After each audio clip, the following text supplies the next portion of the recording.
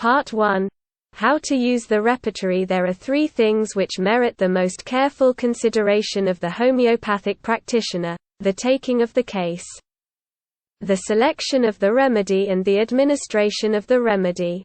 The relation of these three steps are so closely intermingled, the one with the other, and the results of the one so dependent upon the care and accuracy with which the preceding steps have been taken, that I have presumed to call them the Homoeopaths Trinity. Taking the case. Let us consider for a moment the first division, that of taking the case. If we hope to attain even the smallest degree of success in the curative action of our remedies, we must observe this first step closely and follow the instructions in the Organon, Sex 83-104, carefully. If our case is indifferently taken or the wrong symptoms recorded, we surely cannot proceed with the second step, no matter what process we take to arrive at the remedy. Unless we have our case well taken, we shall only have failure for our pains. Let us consider the most important step. What does it mean to take the case? I hear many answers to this. That everyone knows how to take the case, as it is simply a matter of recording the symptoms found in your patient. True. But what symptoms are you to look for, and which do you record? I will say with the utmost belief that less than 1 man in 100 practicing homeopathy today knows how to take a case properly. You may think that this is a pretty strong statement. But from my experience, I think if any error has been made, it is that I have placed the number too high. Many times I have had cases sent to me for repertory analysis with page after page of symptoms found in this patient, and out of this vast collection not one upon which a prescription could be hung. Not one to differentiate this case from hundreds of others suffering from the same disease. There is the rub. There is the stumbling block. They all make a diagnosis, and many of the cases sent to me would make fine textbook descriptions of the disease, but is it not the disease we want to make a record of? It is the individualized diseased patient. No man can make a homeopathic prescription from diagnostic or pathognomonic symptoms. The whole aim of the physician is to secure the language of nature. It is necessary to know sickness not from pathology, not from physical diagnosis, no matter how important these branches are, but by symptoms, the language of nature. In studying homeopathic philosophy as given in the Organon, the chronic diseases and Kent's lectures, we are struck by the fact that many of the main points are emphasized by arrangement of the ideas in groups of 3. And it may not be out of place to review them briefly. 3 injunctions. Looking at the first 2 sections of the Organon, we find the 3 injunctions: to cure promptly, mildly, and permanently. Thus Hahnemann states the highest ideal of a cure, which is rapid, gentle and permanent restoration of health or removal of disease in its whole extent in the shortest, most reliable and harmless way. Let us consider what we mean by a cure. The physician who has not been trained in homeopathic philosophy answers that a cure consists of the disappearance of the pathological state. Does it? We believe not. For instance, does the removal of hemorrhoids constitute a cure of the patient? If so, why does so large a percentage of operated cases return? Does the removal of the carcinomatous breast cure the patient? If so, why do they return so frequently? Does the removal of eruptions on the skin constitute a cure? If so, why are they followed by various internal disorders which local measures fail to relieve? No, these are not cures. They are simply the removal of the visible symptom, and one symptom does not make a picture of the diseased patient. We must go to the back of this manifest symptom, to the totality of this patient's symptoms, and take these into consideration when making our prescription. And restore to health by removing these symptoms, then the external manifestation will disappear. There should always be an inward improvement when an external symptom has been made to disappear.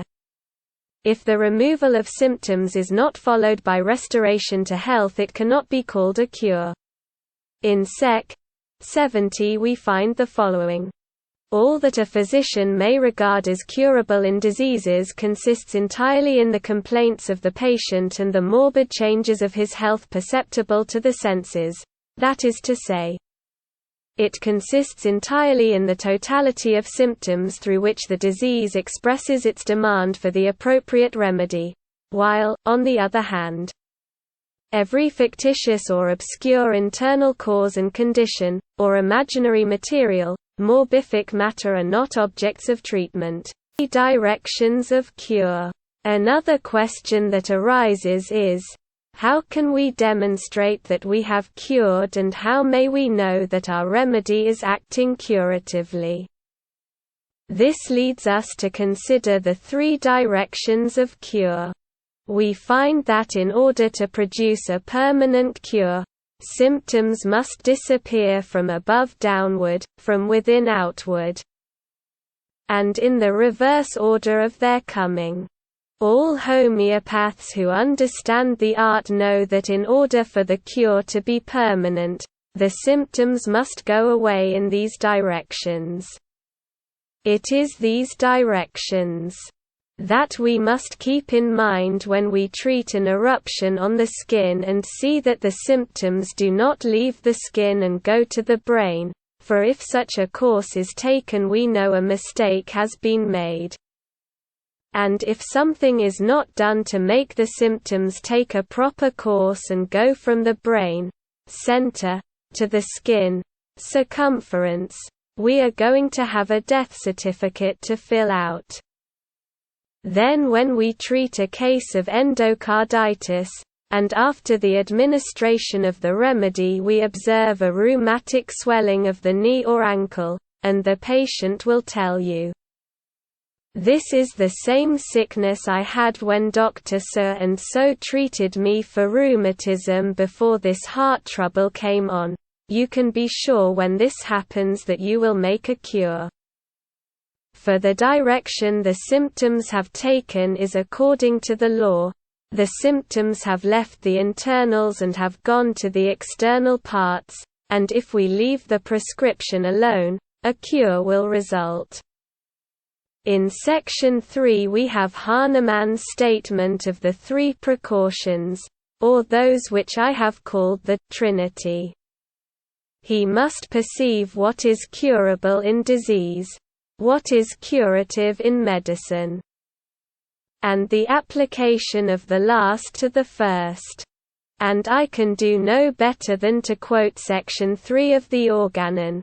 The physician should distinctly understand the following conditions.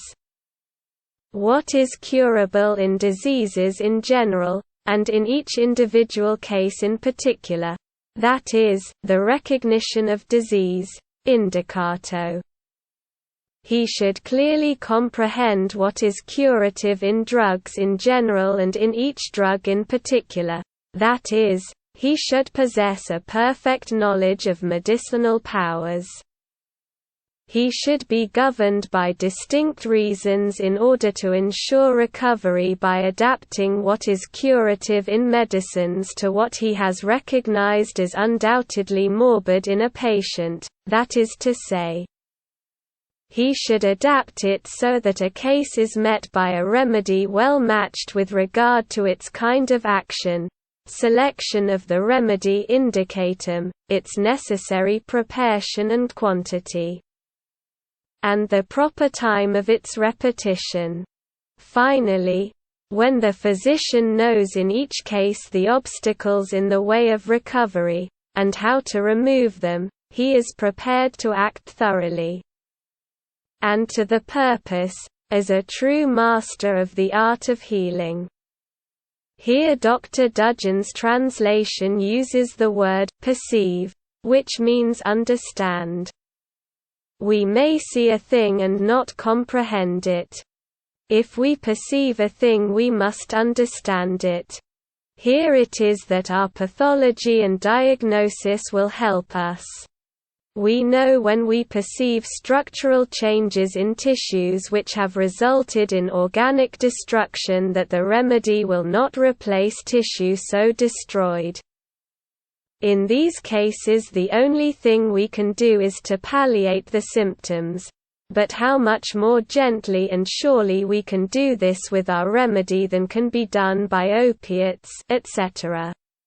If there is any one thing that should convert a family to homeopathy, it is to see the agonies of a relative or friend relieved so they will still retain their mental faculties until the last. Who of us that have observed arsenicum remove the fear of death and the mental agonies of the last hours that has not raised a silent prayer to our Maker for entrusting us with such a blessing for suffering humanity? We must understand what is curative in medicine. How are we going to do this?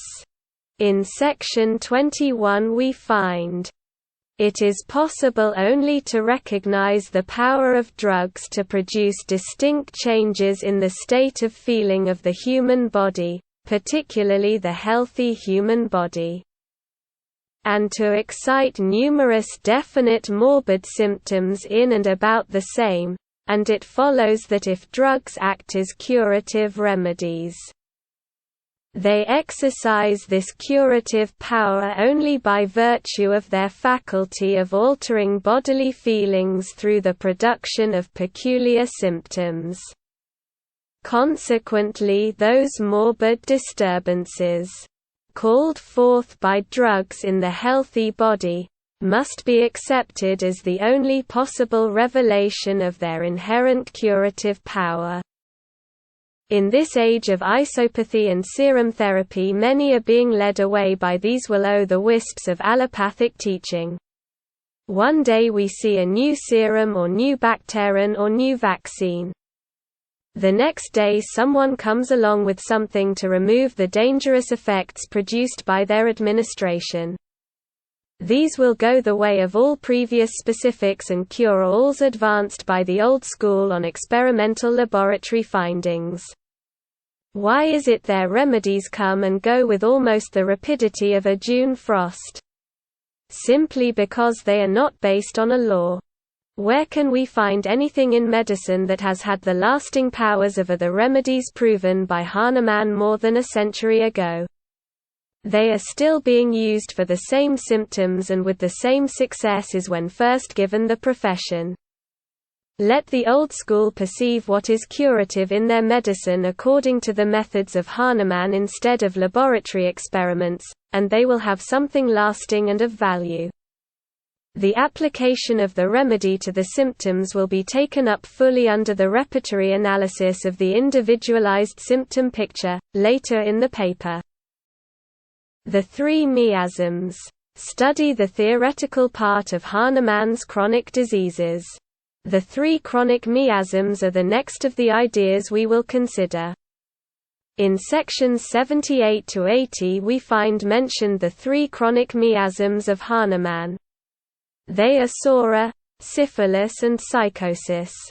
Here it is stated that if any of these three miasms is left to itself, it will only become extinct with life itself. Surely with this statement no sane physician would deny the chronicity of any of these miasms. It is in his chronic diseases that Hahnemann tells us more fully concerning these miasms.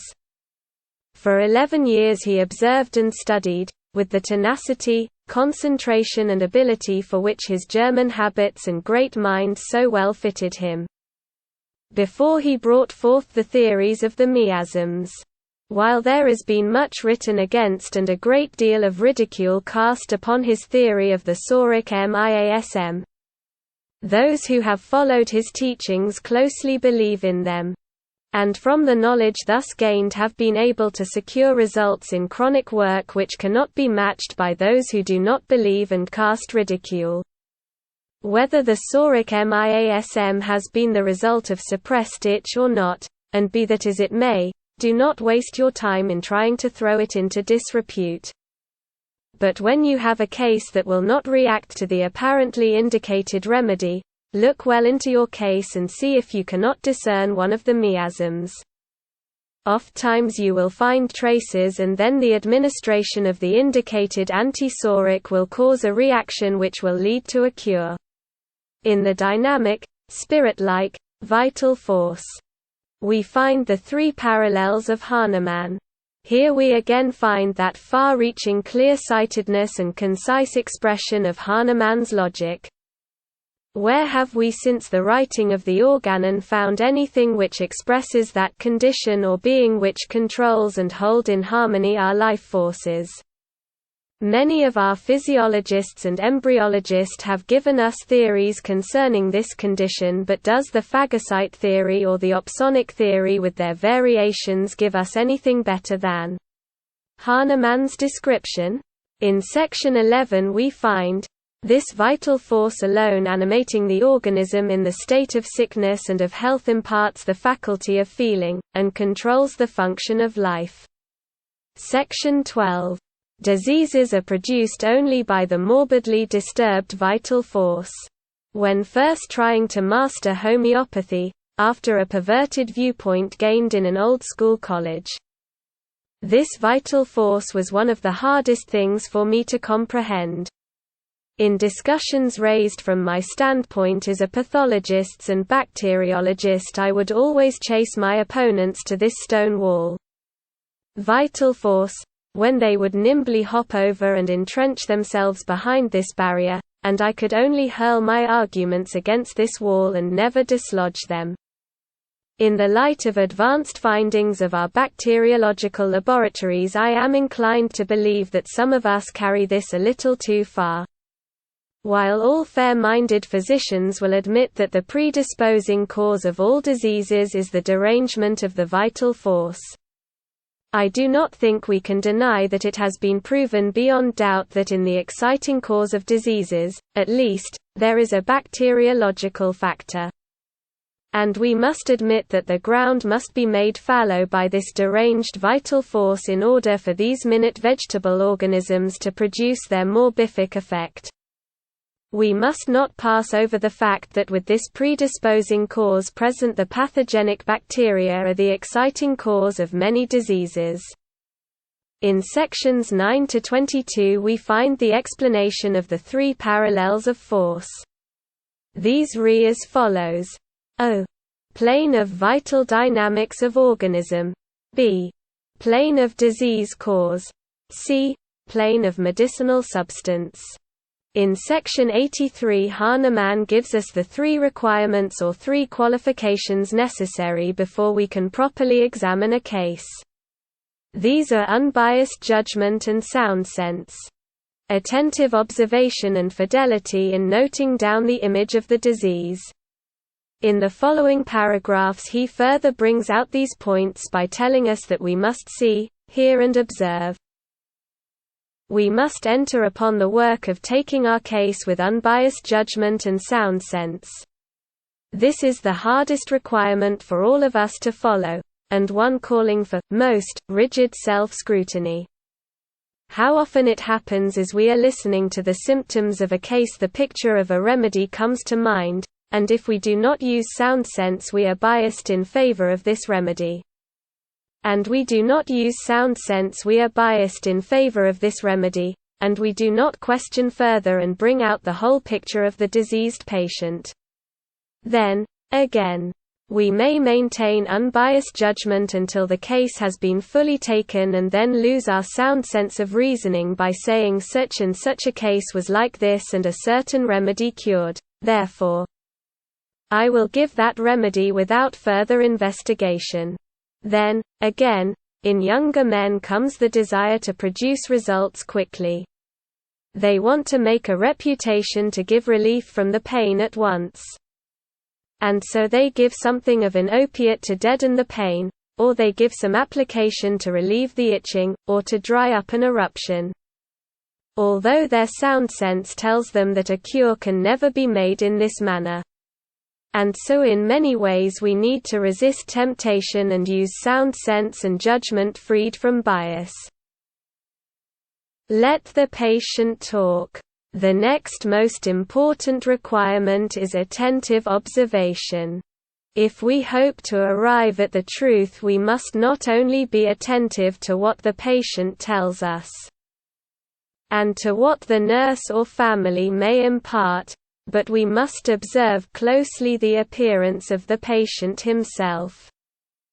Ofttimes the symptom which will lead us to the remedy will be one which we may get by observation. The way the patient lies, sits, walks, talks, conducts himself generally. The appearance of discharges, the color of the eyes, hair, tongue, skin, etc., all have their place and are of the greatest importance in our record.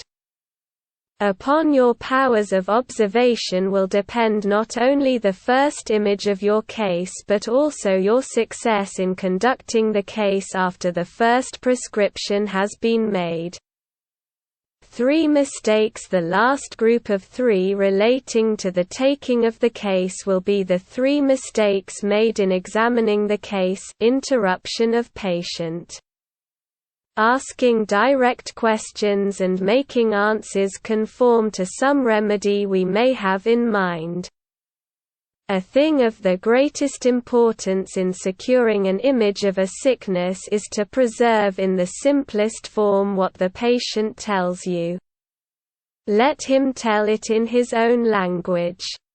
And unless he digresses too much from the subject, do not interrupt, for by so doing you may lose a line of thought and may not be able to get him back to it again. Then do not ask direct questions. You must never put answers into your patients' mouths. You need to know all these particulars but without asking about it directly. 9 times out of 10 the answer to a direct question will be, yes, or no. Such answers are without value and should not be included in the record.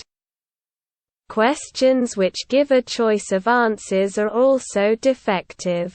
Making answers conform to some remedy we may have in mind. A patient comes in, tells us a few symptoms. We immediately think of a remedy and begin to ask questions, and see if we cannot get enough evidence to convict him of belladonna, arsenicum or whatever it may be. It is surprising how well we can make the patient give us the symptoms we are looking for, as well as how little evidence it takes for some of us to make the conviction and give the remedy. We are more apt to blunder along this line if we do not write out our cases. The mere writing of the symptoms helps us keep cool and not pass hasty judgment. On page 206 Taffel's translation of Nature of Chronic Diseases we find, the physician can indeed make no worse mistake than to consider too small the dose which I, forced by experience, have reduced after manifold trials and which are indicated with every antisoric remedy. Secondly, the wrong choice of a remedy, and, thirdly, the hastiness which does not allow each dose to act its full time. In remarking as to the cause of the second mistake, we will quote from the same writings, on page 207, as follows. As to the second chief error in the cure of chronic diseases, the unhomeopathic choice of medicine, the homeopathic beginner, many, I am sorry to say, remain such beginners their life long, sins chiefly through inexactness, lack of earnestness and through love of ease. A difficulty may arise in those obscure cases the symptoms of which have been masked by drugging, homeopathic and otherwise, operations etc., so that these cases only present a few common symptoms. which can only guide us to a group of remedies in which the simillimum must be found after exhaustive study of the materia medica. Many times in these cases before we can make any progress we must go back through the life of the patient to childhood and note all symptoms which preceded the pathological change that now obscures the image of your case. Symptoms that existed in childhood and those present before any pathology existed are the corresponding symptoms of causes, as all causes are continuous inter-effects. They give us an image of the case from causes to pathological endings. These symptoms through childhood down to present are greatly important and describe the progress of sickness.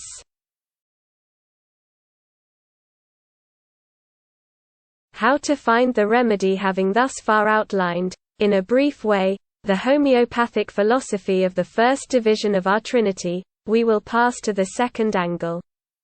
That of finding the homeopathically indicated remedy. We believe that homeopathy is applicable to every curable case. The great thing is to know how to find and apply it. If we had nothing but the mass of symptoms is recorded in the materia medica to help in the search for the single remedy which would cover the totality of a complicated chronic case, it would indeed be a gigantic task, and the excuse of many practitioners that they do not have the time to practice straight homeopathy would be plausible. But we have in the repertory a valuable help along this line, so that with practice and study the remedy may be found with amazing rapidity. That the technique of surgery is wonderful in its results when carefully applied in its proper sphere is admitted by all physicians.